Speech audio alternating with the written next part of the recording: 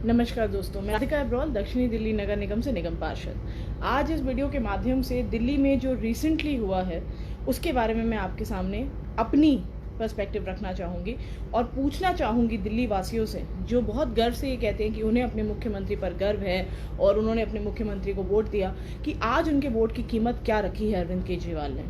हमेशा की तरह नाटक करने वाले हमारे मुख्यमंत्री ने इस बारी सारी नाटक की लिमिट्स पार कर दी। मतलब इससे बेटर नाटक वो नहीं कर सकते थे।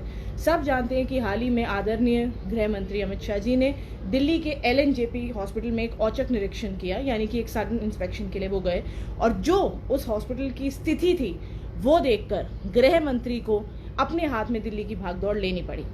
बहुत से लोगों को ये भी लगा है कि अगर गृह मंत्री जी ने आज ये काम कर दिया तो पहले क्यों नहीं किया।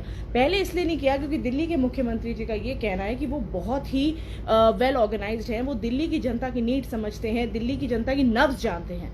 ये नब्ज जानते हैं आप?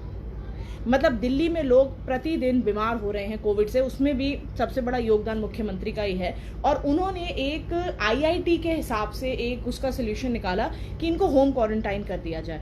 होम क्वारंटाइन में वो इंसान तो शायद सफ़र कर ही रहा है जो कोविड पॉजिटिव है, बट उसके साथ साथ उसके घर के लोग वो भी तो सफ़र कर रहे हैं। अब मुख्यमंत्री जी को अपनी जनता से कोई हमदर्दी या प्यार नहीं है, लेकिन घर के लोगों को तो उस इंसान से होगा ना, तो कैसे वो उसके पास नहीं जाएंगे या कैसे वो उससे डिस्टेंस मेंटेन कर पाएंगे? ये सोचने की बातें हैं। इन सब चीज़ों को देख के मुझे कभी कभी ये भी लगता है कि मुख्यमंत्री जी IIT से पढ़े हुए हैं, मतलब पास हुए हुए हैं, मतलब IIT से जिन्हें ड्रॉप आउट भी कर देते हैं ना, धक्के मार के निकाल देते हैं, वो भी इस तरीके के डिसीजंस नहीं लेते, क्योंकि IIT में पढ़ने से इंसान के अंदर एक ऑर्गेनाइजेशन आ जाती है। लेकिन हमारे मुख्यमंत्री जी जो IIT से ग्रेजुएट हैं, उनके भी अंदर अकल नाम पे इतना भी कुछ नहीं डाला भगवान ने।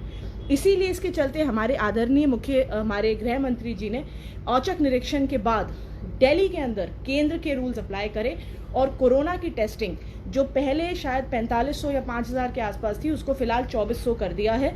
बेड्स की संख्या बढ़ाई गई है, बेड्स दिए गए हैं, ICU बेड्स के रेट्स गिराए गए हैं, 30 या 35 हज़ार से उसको 18,000 पे लाया गया है। वेंटिलेटर्स की भी रेट्स में कैपिंग हुई है। और हमेशा की तरह हमारे मुख्यमंत्री जी ने एक सेकंड नहीं लगाया इसका श्रेय अपने पे लेने में। उन्होंने कहा कि दिल्ली में ये काम उन्होंने किया है। अगर उन्हें ये काम करना था तो वो क्या गृह मंत्री जी के आने का इंतजार कर रहे थे? क्या वो कंफ्यूज्ड हैं कि अब उन्हें किस पार्टी से आगे इलेक्शन लड़ना है? देखिए, आप चाहे भी तो पार्टी बदलना, लेकिन हमारी पार्टी में आप जैसे लोगों के लिए कोई जगह नहीं है, क्योंकि जो इंसान गिरगिट से भी ज्यादा स्पीड पे रंग बदलता है उसको किसी भी पार्टी में रहने का एक्चुअली कोई हक नहीं है। आपको तो सीधा सीधा रिजाइन करना चाहिए। दिल्ली की इतनी बुरी हालत करने के लिए सिर्फ और सिर्फ अरविंद केजरीवाल जी ही जिम्मेदार हैं। मार्केट्स खोले गए, शॉप्स खोली गई बिना किसी तैयारी के, और फिर कह दिया गया कि ये तो केंद्र के ऑर्डर हैं। तो केंद्र ने तो आज आपको आईना दिखाई दिया, क्योंकि मैंने पहले भी कहा था कि बाप बाप होता है। जैसे ही अमित शाह जी ने देखा कि दिल्ली में उनकी सरकार नहीं है, तब भी दिल्ली के लोगों का जो हाल हो रहा है, उसके चलते उन्हें ये डिसीजन लेना ही पड़ा। इसके साथ ही मैं आपको कुछ एविडेंस भी दिखाना चाहूँगी कि किस तरीके से, किस बेशर्मी से हमारे मुख्यमंत्री जी जो हैं वो सारा श्रेय खुद ले लेते हैं।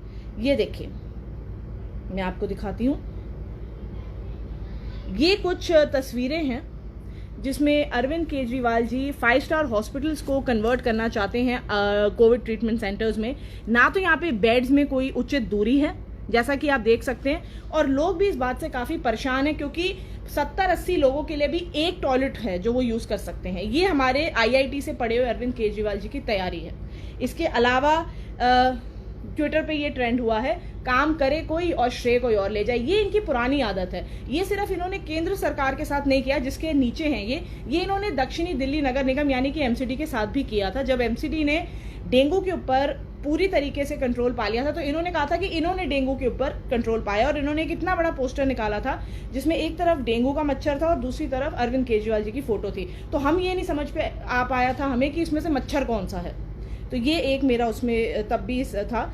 इसके अलावा हमने देखा कि अरविंद केजरीवाल जी राधा स्वामी जो छतरपुर में है सेंटर, उसमें निरीक्षण करने गए हैं। अरे आप निरीक्षण करने वाले होते कौन हो जब आपने खुद कुछ नहीं करा, खुद आपने कोई सुविधा नहीं दी दिल्ली वासियों को।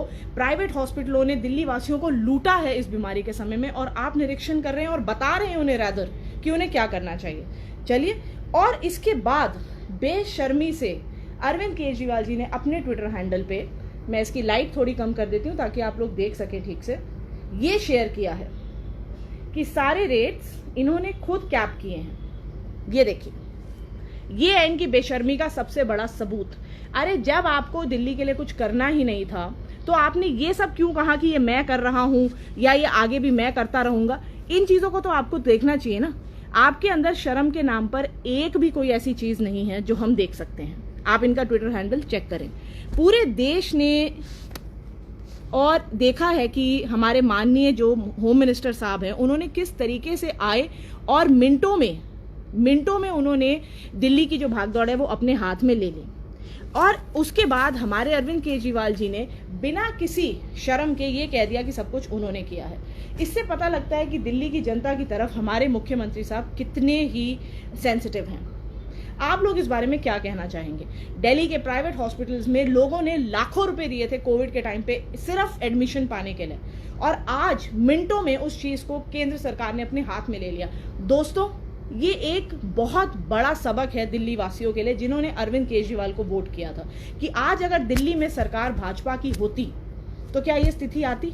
आज आए दिन केसेस बढ़ रहे हैं, हमारे इतना कंट्रोल करने के बाद भी चीजें कंट्रोल नहीं हो पा रही हैं। इसका ये वजह है कि शिक्षित होना और ये दिखाना कि हम शिक्षित हैं, इसमें बहुत डिफरेंस है।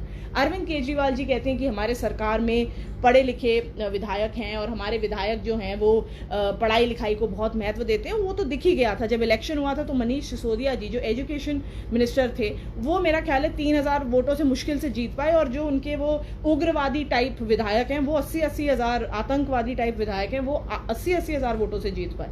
तो फिर इससे साफ पता लगता है कि दिल्ली सरकार की दृष्टि क्या है। दिल्ली सरकार को सिर्फ और सिर्फ वोटों से मतलब है, पर हमें तो अपने स्वास्थ्य के लिए सोचना चाहिए। तो जब तक दिल्ली वासी इस पे खुद एक साथ नहीं आएंगे कुछ नहीं होगा। आज सेंटर ने ये प्रूव कर दिया कि सेंटर जब कोई डिसीजन लेती है तो हमेशा हित में ही लेती है। दिल्ली सरकार ये डिसीजन क्यों नहीं ले पाई? पिछले 3 महीने में दिल्ली सरकार का ऐसा कोई भी बड़ा काम कोविड को लेके क्या है? ये तो एलजी ने सिचुएशन अपने हाथ में ले ली, नहीं तो मुख्यमंत्री जी ने तो कहा था कि दिल्ली में दिल्ली वासियों का इलाज होगा, दिल्ली में तो होम क्वारंटाइन करो, ये करो। फिर भी हमारे एलजी को ये लगा कि नहीं, लोगों को हॉस्पिटल आना जरूरी है। तो मेरा आप लोगों से निवेदन है कि इस वीडियो को जरूर देखें और इस सच्चाई को जानें और समझें कि केवल वोटों की राजनीति के लिए किस हद तक दिल्ली वासियों की जान जोखिम में डाली जा रही है। और आज अगर हमारा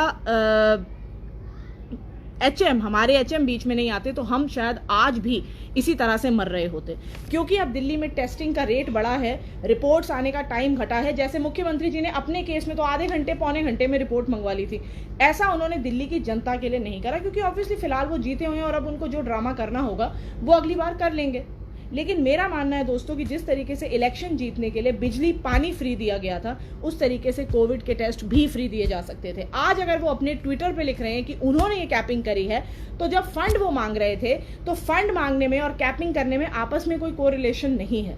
इसलिए मेरे दिल्ली वासियों, आप इस चीज़ का ध्यान रखें और आगे से इस बात को ज़रूर मेक श्योर करें कि हमें एक ऐसा मुख्यमंत्री चाहिए जो दिल्ली की भागदौड़ समझ सके, जो दिल्ली की डेमोग्राफी समझ सके, ये समझ सके कि दिल्ली में कहीं राज्यों के लोग रहते हैं। इसी के साथ मैं इस वीडियो को ख़त्म करती हूँ और आपसे ये निवेदन करती हूँ कि इसे आगे शेयर करें, क्योंकि लोगों का जागरूक होना और ये सच का सामने आना बहुत ज़रूरी है।